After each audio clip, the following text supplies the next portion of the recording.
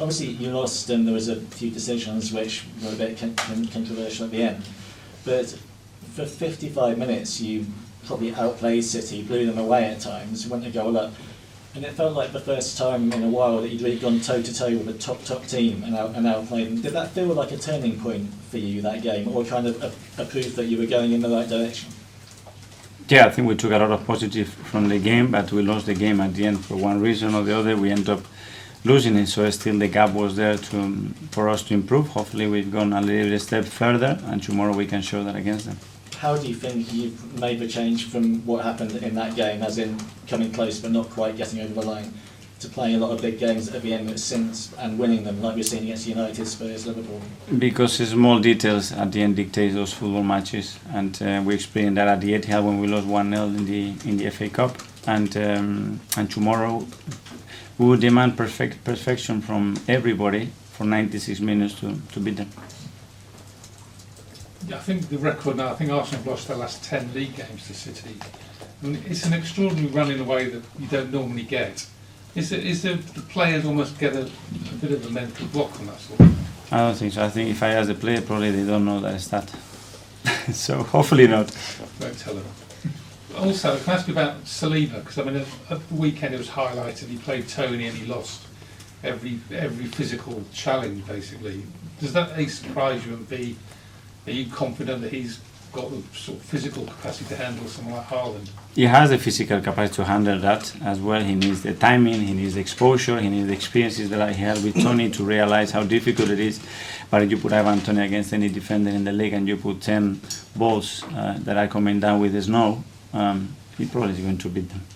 It's not about that ball, it's about what happens after that as well. The City aren't going to be presumably hitting high balls into your box anyway. Well, not that type of balls. They have a goalkeeper that can put the ball in your own box, that's for sure.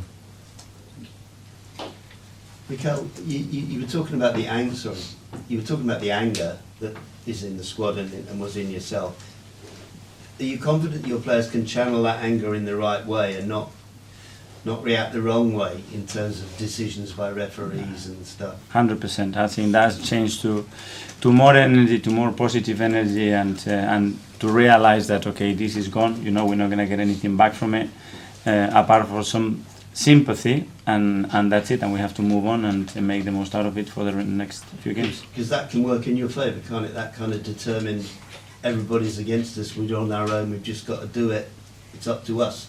That kind of it's motivation. up to us, and there's things that we can control, things that obviously they are out of our hands, and that was for sure one factor that we could not control and had consequences.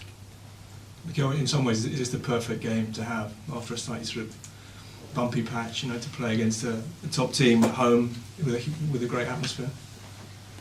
I think it's the perfect match because the match that we have tomorrow, that we have prepared really, really well, and we are really looking forward to it. Do you prepare differently at all for Haaland playing or not playing? Do you have a plan if he doesn't?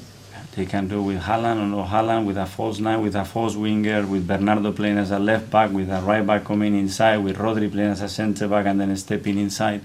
They can do anything. So obviously we know that they can do those things, and we'll try to prepare for that. Can I just ask, because Lee Mason apologised to you guys?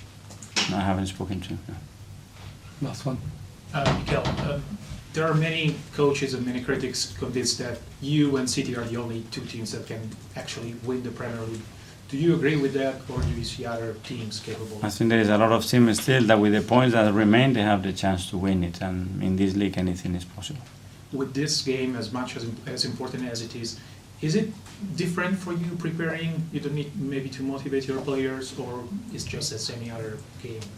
I think in terms of motivation, hopefully they don't need. I think the game takes care of himself, and the atmosphere they're going to be playing tomorrow on it as well. If anything, just try to drive that energy in the right way and use it in our favour. Thank you. That's 10:30 tonight.